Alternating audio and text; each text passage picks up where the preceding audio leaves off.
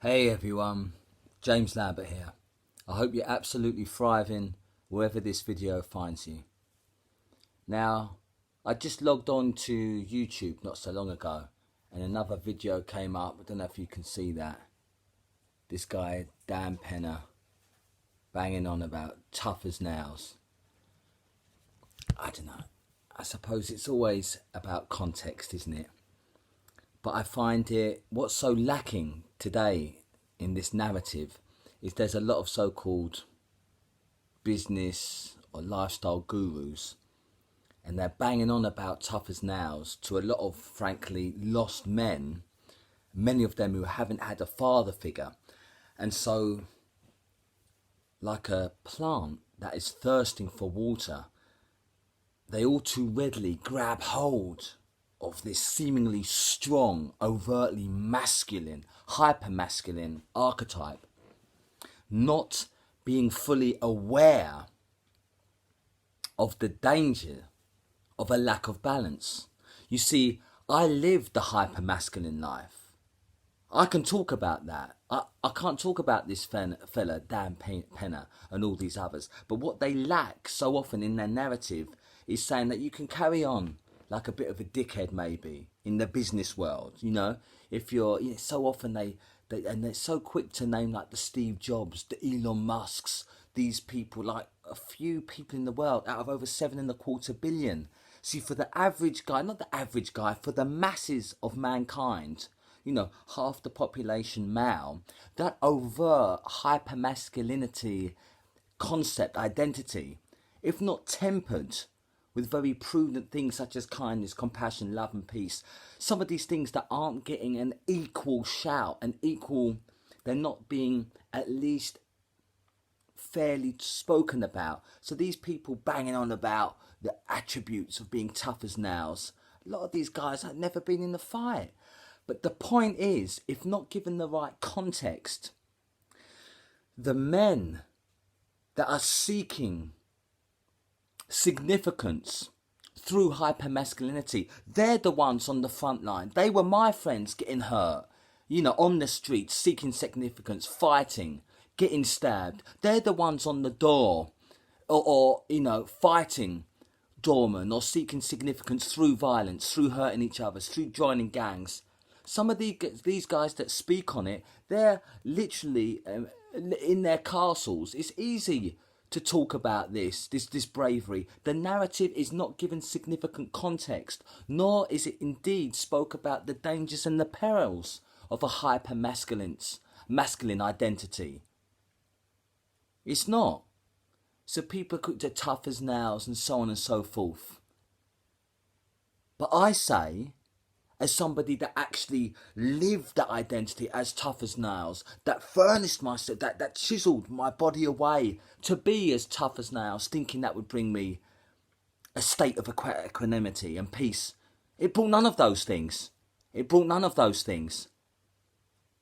And so unless the context is given, you can play, as I say, at being tough in maybe a business setting, in an office. But in the real world, when you're going out there, you see, if everyone seeks to be a gorilla, that causes conflict and there's problem. And in the real world, there's victims, therefore. Because if people identify with this hyper-masculinity and think you've got to be the top, you've got to be like a Steve Jobs and that, well, not everyone's going to be. So how are those men with that limited intelligence or that narrative, how are they going to, do you think, seek significance? It's not by creating another Apple or a Google. It's by being a bully. It's by harming others. It's by joining a gang. And this is the problem I have with people such as him. Keep on just talking about tough as nails. A man that's probably never had to put his hands up and defend himself. Never had a fight. Never fought for his life. Never been on the door. Yeah, it's easy to talk about tough as nails. And that looks really good. And the Hollywood script, sometimes people don't get back up in the real world after violence. There's real life consequences. And so in part, my mission and why I started James Lambert Coaching is not only so that no man feels alone, that terrible loneliness that can lead to depression and suicide, but in particular through a toxic hyper masculinity identity, because it doesn't lead, that path doesn't lead to joy. It doesn't lead to peace or contentment. It stores up a lot of problems.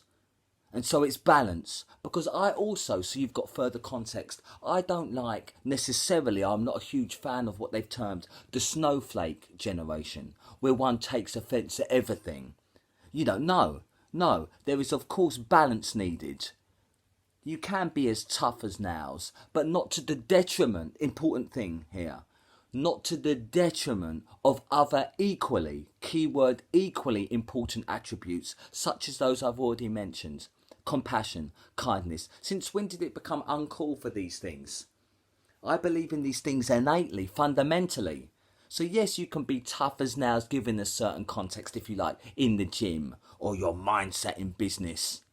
But realise that's not the only way to define your masculinity. Far from it, my friends. So as I say, it's not just Dan Penner. There's a lot of people going, whoever, you know, they're out there. They're out there. But just keep on going on about this tough as nails as if it's the only way to define one's manhood. It's pathetic. It's outdated. It's redundant. It's fundamentally useless. Let's change the narrative. That's all I seek. By all means, have a conversation on what it means to be tough as nails. But let's not pretend. Let's not pretend because that old generation, we saw where that's got them. Let's not pretend that's the only way to define ourselves as men. It's an outdated concept. We can be tough as nails as well as be great, deeply empathetic people. I put my teeth back in. We can be tough as nails and have great compassion and be leaders in our community and to give generously to charity and to be so gentle and to love our families. And to actually directly be at love in action, peace in action, helping our fellow mankind. To me, that's real. You know, that's real tough as nails. You know, getting up every day to a job that you might not like, but you do it to support yourself. You do it to support your family. To me, that's as tough as nails. You see, what people don't realise in the real traditional masculine archetype, it's the easiest thing to throw hands. For many of us, let's be honest, that comes naturally. I can have a tear up with you, so what? My self-growth has been in not responding with hate, in not being violent, in not reacting with outright rage when someone cuts me up. That to me is being tough as nails. That to me has been far more difficult than just fighting.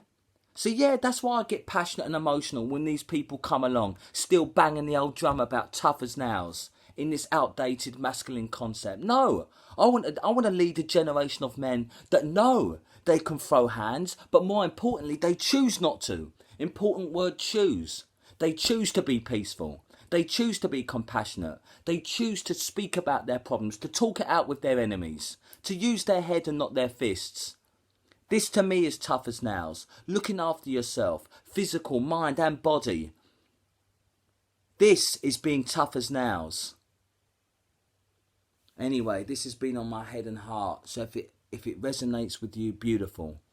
You know, more respect to everyone. You know, there's many sides in this beautiful tapestry of life to the story. But let's not just pretend being tough as nails or being a man or being masculine is only one thing, one dimensional. It's so much more than that. Indeed, I say it has to be more than that in order for us to thrive as humankind, to be kind to each other as humans. Our male archetype has to impart change. By all means, keep that toughness, the mental resilience. By all means, I support that. By all means. But let's change the narrative, or at least entertain a debate on what it means to be a male going forth in the modern world. Anyway, if you've watched this far, thank you for your time. I appreciate those of you that support my work and my message. And as always, you are unstoppable, and I believe in you. Take care.